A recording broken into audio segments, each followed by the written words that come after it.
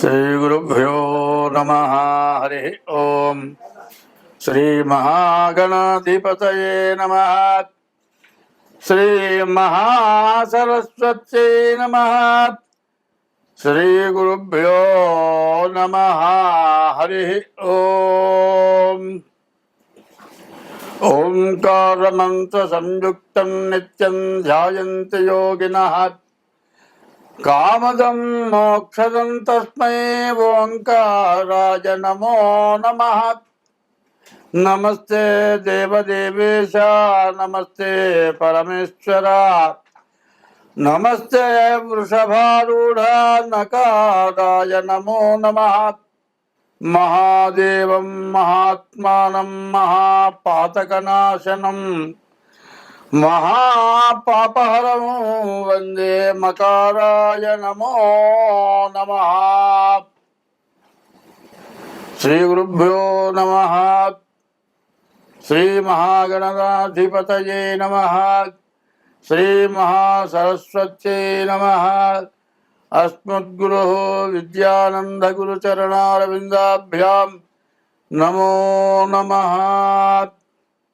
శ్రీరాములు మా దైవము శ్రీరాములు మాకు తండ్రి సీతయు తల్లిన్ శ్రీరాముని నీగులిచెదా శ్రీరాములు మాకు ఇచ్చు సిరి సంపదలు.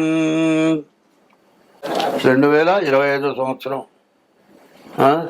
జూన్ నెల సింహరాశి ఫలితాలు చెప్పుకుందాం. ఈ సింహరాశిలో కుజకేతువులు ఉన్నారు. మరి కుంభరాశిలో రాహు ఉన్నాడు. ఈ రాహు కేతువు ఎప్పుడు వచ్చారు? మే నెల 18వ తారీఖు రాహువేమో మీనం నుంచి కుంభానికి వచ్చాడు. మరి మే 18వ తారీఖు కేతువు కూడా కన్య నుంచి సింహానికి వచ్చారు. ఈ సింహరాశిలో ఉన్నటువంటి కుజకేతువులు రాహువు పూర్తిగా బాగాలేరు. నేను ఒక మాట మాత్రం చెప్తానండి, బాగా ఆలోచించుకోండి. చాలా రోజుల నుంచి 25వ సంవత్సరం రాకమునుపు నుంచి కూడా అంతర్యుద్ధము అని చెబుతున్నా. అంతర్యుద్ధం అంటే ఎట్లా ఉంటుందంటే, తల్లి కొడుకు ప్రేమగా ఉంటారు, భార్యాభర్త ప్రేమగా ఉంటారు. మరి తల్లి కొడుకు కూడా ప్రేమగా ఉంటారు. వీళ్ళిద్దరి దగ్గరే భేదాస్పదమైన స్వభావం వచ్చింది. దీనివల్ల ఇది అంతర్యుద్ధం. బయటపడి కొట్టుకోవట్లా, ఎవరిలో ఒకళ్ళు మోసం చేసి లాభం పొందాలి అనేటువంటి దుష్ట స్వభావం బయలుదేరి మరి ఈ మే నెలలో పాకిస్తాన్కి ఇండియాకి యుద్ధం జరిగింది. యుద్ధంలో ఎవరు గెలిచారు ఎవరు ఓడారు అనే సంగతి పక్కన పెడదాం. ఎవరు గెలిచినా ఎవరు ఓడినా ఖర్చు విపరీతమైన ఖర్చు అయింది. డబ్బులు ఖర్చు అయినా పర్వాలా, డబ్బులు అయితే పోతే మళ్ళీ వస్తాయి. కానీ మనుషులే పోయినారు యుద్ధంలో. 25 సంవత్సరాల పిల్లలు కూడా యుద్ధానికి వెళ్ళి ఇంట్లో ఉన్నటువంటి భార్యా పిల్లల్ని తల్లిదండ్రులని అందరినీ వదిలిపెట్టేసి దేశ సేవ కోసం వెళ్ళి అక్కడ యుద్ధంలో మరణించారు. ఈ యుద్ధం ఎట్లా ఉందంటే, నువ్వు మాత్రం కొట్టబాకు. మనకున్న జబ్బు ఏంటంటే భారతదేశంలో అరే లోపలి పోయి బాధ్యత అనే మాట మాత్రం రాదు. వాళ్ళు ఏమన్నా యుద్ధం చేస్తే యుద్ధం నుంచి తప్పించుకుంటారు మార్గం చూసుకుంటాడు, కానీ తిరిగి చంపమనరు.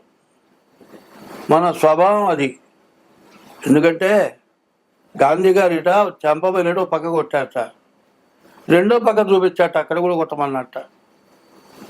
మరి ఇటువంటి స్వభావం భారతదేశ స్వభావం.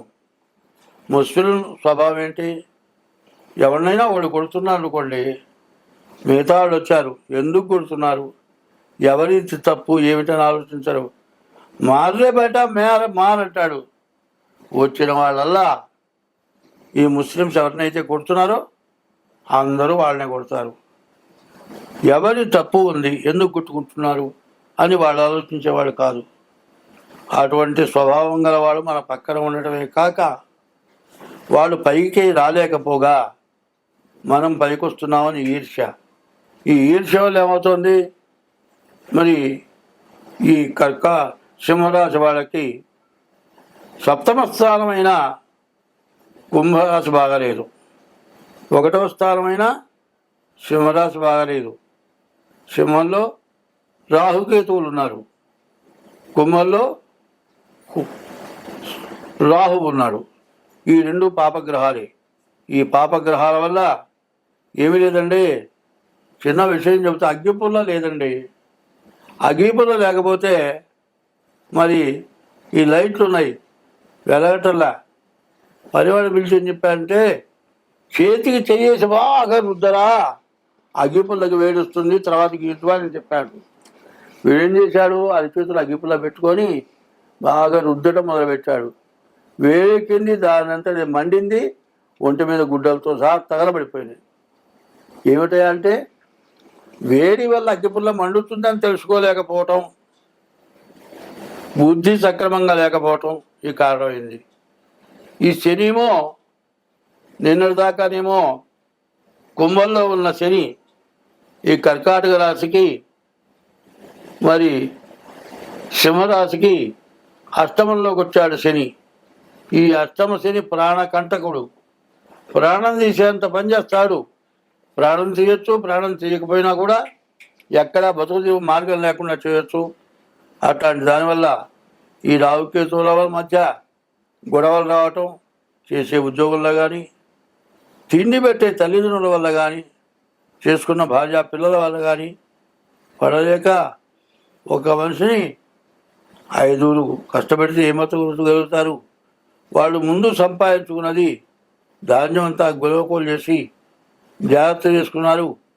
ఈ సంవత్సరం నూనెలో పంట వేస్తే బాగా పండుతుంది, మంచి ధాన్యం వస్తుంది. స్వస్తి. 2025 సంవత్సరం జూన్ నెలలో మే నెల 18వ తారీఖు రాహుకేతువులు మారారు.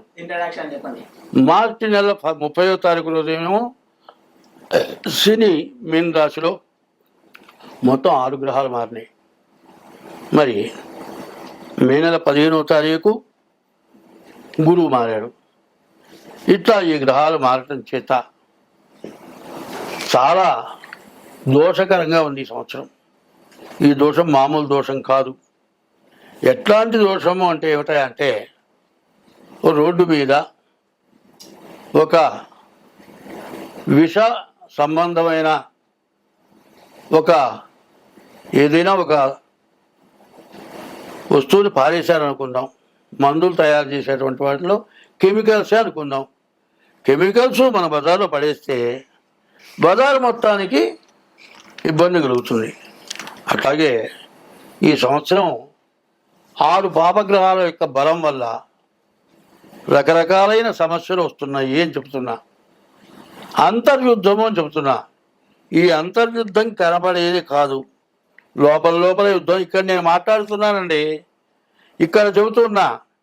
నాకు ఎక్కడుంటుంది, ఎవరికో నాకు ఇంకోటికో ఒకసారి తగాదా జరిగి ఉండొచ్చు. వాళ్ళు ఏదో చెయ్యాలని లోపల ఉంది, ఆ ఆలోచనలో ఉంటా. ఇక్కడ మాట్లాడుతూ చక్కిలు లేస్తా, లేవడం కాదు కర్ర తీసుకుంటా. వాడు ఇక్కడ ఉన్నాడా లేడు, వాడిని కొట్టాలని బయలుదేరుతా. ఏంటో ఇక్కడ వాడిని కొట్టాలి, అడుగో ఏడు వాడు ఇక్కడ లేడు అంటే మనస్సు అంత చెడిపోతుంది. ఆ చెడిపోయే మనస్సు నీకున్న శత్రువుని కొడుతున్నావా, ఎదుర్కొన్నా ఉన్నవాడిని కొడుతున్నావా నీకు అర్థం కావట్లేదు. ఆ శత్రుత్వం అనేది నీ లోపల క్రోధం బయలుదేరడమే నీ యొక్క ఆవేశం. నీ ఆవేశం వల్ల ఎంత ఇబ్బంది పడుతున్నావో అర్థం కావట్లేదు. ఇప్పుడు మనకు అంతర్యుద్ధం అంటే ఈ మధ్య జరిగిన యుద్ధం ఏమిటి? పాకిస్తాన్కి మనకు యుద్ధం జరిగింది. పాకిస్తాన్ పరిస్థితి ఎట్లా ఉంది? పూర్తిగా దరిద్రంగా ఉంది. మనకు యాత్రా స్థలం అది. అందరూ వస్తే ఆ యాత్రకు వస్తే మనకు డబ్బులు వస్తాయి. నీవు బాగుపడలేక ఇండియా వాళ్ళు బాగుపడుతున్నారు, వాళ్ళని నాశనం చేద్దామనేటువంటి దురుద్దేశంతో యాత్రికులను కొడితే ఎట్లాగండి? పెళ్ళాం మీద కోపం వచ్చి కుక్కని కొట్టాట. పెళ్ళాన్ని ఏమనలేక కుక్కని కొట్టాట. నీ ఇంట్లో నీకు తింటాని లేదు, నీకు సంపాదన లేదు, నీ మంత్రులకు కలియక లేదు, సరైన ఆదాయం లేదు, దుర్మార్గుల్ని పెంచి పోషిస్తున్నావు, వాళ్ళు దేశాన్ని నాశనం చేస్తున్నారు. ఇన్ని జరుగుతూ ఉంటే నీవు చేసే పాపం నీకు తెలియక పక్కనున్నటువంటి భారతదేశాన్ని పాడు చేయాలనుకున్నావు. సరే, దేశంలో సంగతి అట్లా ఉంచండి. ఇంట్లో మొగుడిని కొడదామని పెళ్ళాం అనుకుంటుంది, పెళ్ళాన్ని కొడదామని మొగుడు అనుకుంటాడు. ఈ మొగుడు పెళ్ళాము నాకు డబ్బులు ఇవ్వట్లేదు, కొడుకు రావకూడదు అనుకుంటాడు. ఈ ఇంట్లో కలహం, పెద్ద కలహం. మరి ఈ కలహం వల్ల, తగాదా వల్ల ఎన్నో సమస్యలు. ఒకటే చిన్న విషయం చెప్తానండి. 7 కట్టెలు ఉన్నాయండి. అక్కడ పడేసేవాడిని పిలిచి, ఆయన ఈ కట్టెలు మొత్తం ఎరగదీయరా అంటే 5 నిమిషాల్లో ఎరగదీసి పారేశాడు. ఇంకో 7 కట్టెలు కలిపి కట్టగట్టుంది, అరే కట్ట విప్పదీయకుండా ఎరగదీయరా అంటే 10 మంది వచ్చినా తీయలేకపోయినారు. 7 కట్టెలు విడివిడిగా ఉంటేనేమో ఒక్కరే విప్పదీశాడు. కలిసి ఉన్న 7 కట్టెల్ని ఊడదీయకుండా ఎరగదీయాలంటే ఎవరి వల్ల కాలేదు.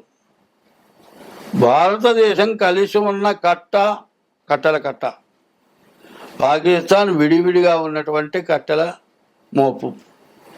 నీలో నీ బాధ ఎటువంటిదంటే, నీవు, నీ సంగతి, నీ ప్రజల సంగతి, నీ దేశం సంగతి, నీ ఆర్థిక పరిస్థితి జాగ్రత్తగా చూసుకోండి. నీ చేత కావటంలే కాదు. ఎవరైనా భారతదేశం లాంటి దేశాలు సహాయం చేసుకొని బాగుపడదాం అనుకోక పక్కనున్నటువంటి భారతదేశం వారు మీరు మన యుద్ధం అనంత మనం పొట్లాడుకోవడం ఏంటి?